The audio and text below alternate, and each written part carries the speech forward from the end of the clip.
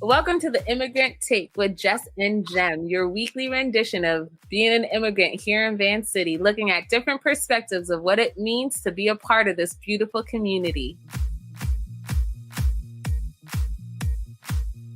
Well, today we have Florence Kao from DIVERSEcity Community Resource Center to give us more information about our career development, labor relation market, and immigrant and diverse employment strategies as we get back into the work and network after COVID. So if you want to know how to get started on your quest back into the workforce and you want to know where to look, and where to get noticed for services that are available to assist your journey as you go back into the workforce, tune in now.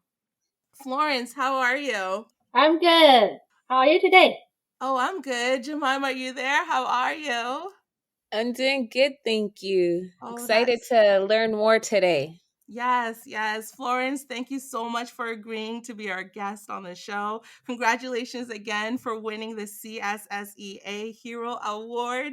You definitely deserve it. I know that I've had the opportunity to work with you and witness firsthand your passion, enthusiasm for helping and supporting aspiring entrepreneurs during the CWB Business Incubator for Women Makers and Creators. But for those of you that have not crossed paths with Florence, would you mind sharing with us a bit about your journey, how you got to your current role at DIVERSEcity? Okay, thank you, Jessica and Jem. I'm so happy to be here talking and sharing my experience. A little bit about myself. Yes, like many others immigrants, we have so many immigrants in Canada. I was from Taiwan and I also used to be very successful in my home country. So I started to move to Canada in 2007. And at the beginning, that was a little bit difficult because like, again, many skilled immigrants, we were too successful in our home country. So when we moved to Canada, it's totally different story. And then how to shift our mind, how to change and a different perspective. At the beginning, it was so difficult. I believe I stay at home doing nothing for about 6 months and try to understand, wow, what's going on here? But then after that, I feel that I need to do something. So I started to volunteer at Success. It's also one of the settlement organizations. And then I start to apply for the entry level job as the receptionist. I think that was the beginning of my journey. And then I start to understand the way the Canadian talk. So even I could speak English, but they kind of couldn't understand at the beginning my accent and also some of the vocabulary I use. So I try to understand the communications norm and the practice in Canada. And later on, I move on. I feel I also need to get some local credential. So I went to Douglas College. I tried to upgrade myself. So I took the career development classes at Douglas College. And of course, after that, I got a certificate.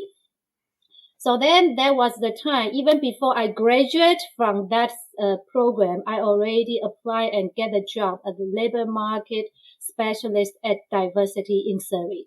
That's how I get started.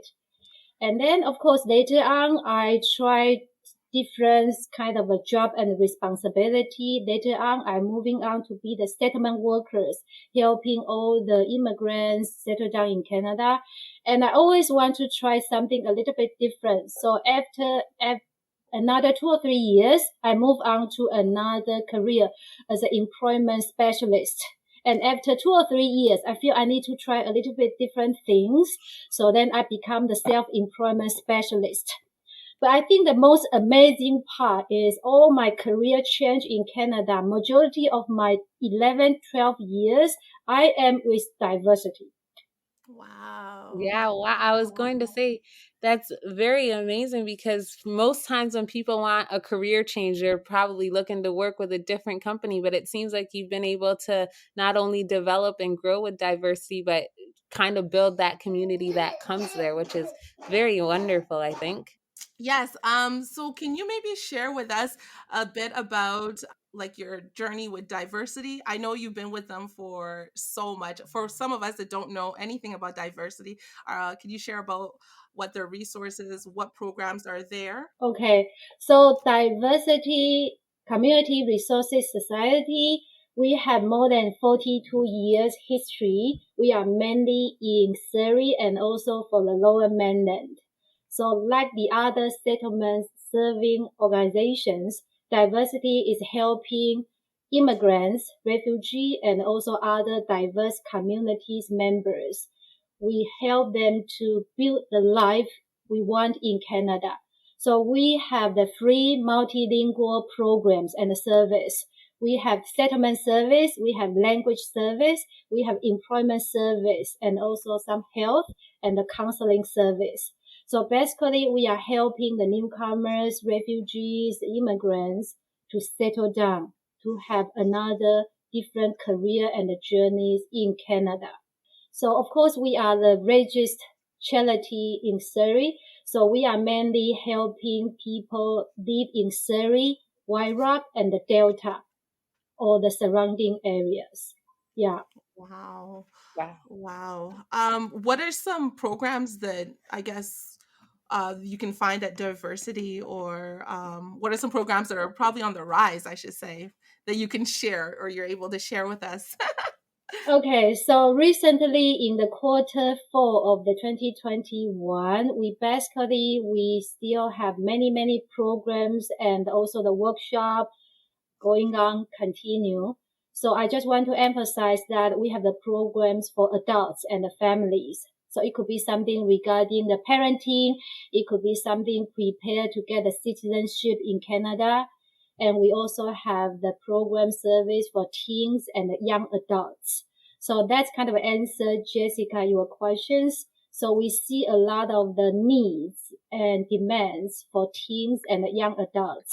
So through that category, we offer a lot of, for example, self-care, and also for the youth, how to have the healthy lifestyles. So many other things, and also including helping them to get some skills training and then identify their career directions, and then eventually to get started with the first or second job. So that's also another kind of important focus during these 1 or 2 years. And furthermore, we also have the programs for seniors and the caregivers. We understand that seniors is so difficult for them, right? During the COVID, they are not allowed to gather together and then chatting together. So there are also some kind of programs helping them to still connected with each others. And of course, furthermore, we always have the training and also the employment programs for youth and also for the adults. Yeah. Wow, I just love how like it leaves no person behind. Like it covers every single group of participants. I love it. Yes, because at Diversity, we truly respect that the differences we bring to Canada. Everybody is different, so our message is very clear. Everyone belongs here. I love it. I love that too. It's very community oriented.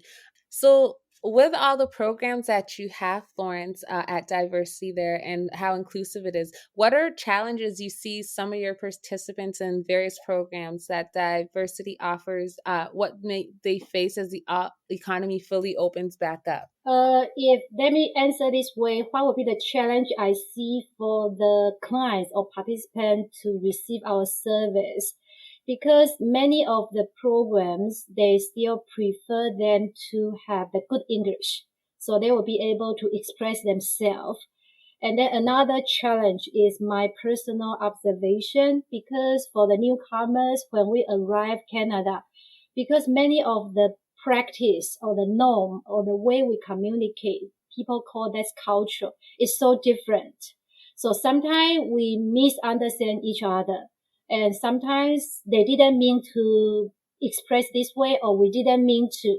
But because of the language is the barrier at the beginning, and then the cultural differences, I think those are the two things I kind of observe is the challenge for the newcomers and the immigrants. So how do you think then they can navigate those challenges, like the miscommunications that happen, so that they can like not let them become a barrier, but continue to push forward for success? Okay, so I think that comes my personal observation and also the recommendation. We feel that everybody, we need to appreciate ourselves, including our strengths, and also appreciate our own cultures, but also at the same time, kind of understand we also have some weakness.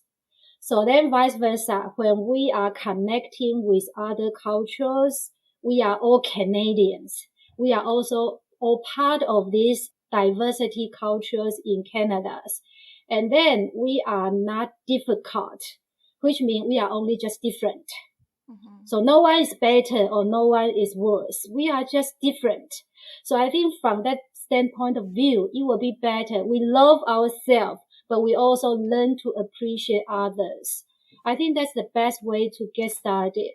Because from my observations, sometimes some of us, we might feel maybe I am better than others, or maybe I am worse than others. So we don't treat everybody equally, including ourselves. So I think that's the mindset. I'm hoping that most of the immigrants, we can gradually bring that in. And then actually that comes with my second recommendation is try to get into the new things, right? So since Yes. sometimes, yeah, maybe some of us, we didn't have choice. We came to Canada because of the situation in our home country. But majority of us, I believe, we choose to come to Canada. And then because this is a different country, so in reality, everything is different in Canada, but nothing So wrong with true. that. Everything is different, but nothing wrong with that. But how about we get to know each other? We get to know new people, new society, new community, new rules, new regulation, new language. It's fine, but we still keep our home country, our cultures with us. But at the same time, we open our mind. We want to know each other a little bit better. So join all the festivals, joining all the celebrations, even they are coming from the different cultures than ours. But I think that's totally fine. So the shift our mind, I think that would be very important. I believe after we can do that, it's okay. I can learn language. I can learn the English from the beginning because we come with the accent. So we can speak A, B, C, D, E, and then from the ground zero, right? And it's Yes. okay. Even I used to carry the master degree from my home country. Or we used to be very successful, but it's okay. It's okay. We learn the new skills training certificate because Yes. that is important. We are just different. That's right. That's so true. Absolutely agree 100% with that, Florence. We definitely have to be willing to shift our mindset. Right. You know what you said is so true. Just looking at how diversity has been working, partnering up with so many different partners in in the community, they're so deeply embedded, and I bet that diversity has a lot of challenges just going on, especially with COVID. What are some things that maybe you can share with us about the challenges that diversity is facing, either the company as a whole or as a collective with their partners? I wouldn't specify it's the challenge diversity is facing, but I think it will be just very common. Again, it's just in my opinion that for most of the service provider, we are trying to help the immigrants and the newcomers here. The first one is because not everybody is computer savvy or technology savvy. So in addition to their language barrier, in addition to the cultural differences, they don't understand why. And now with this COVID, they need to use the computer, the Zoom, and then the Microsoft Team, and then the Google Classroom. There are so many news apps happening every day. So even we feel very overwhelmed. So I think that's the challenge for most of the community service organizations. Yeah. So then furthermore is how can we actually be creative and then try to have some new recommendation or programs or some design of the activities be able to accommodate the situation, still fulfill the needs of the immigrants and the refugees during the COVID, but be able to overcome the technology challenge. For example, even many of the people, they might don't have computer or Wi-Fi at home, right? So something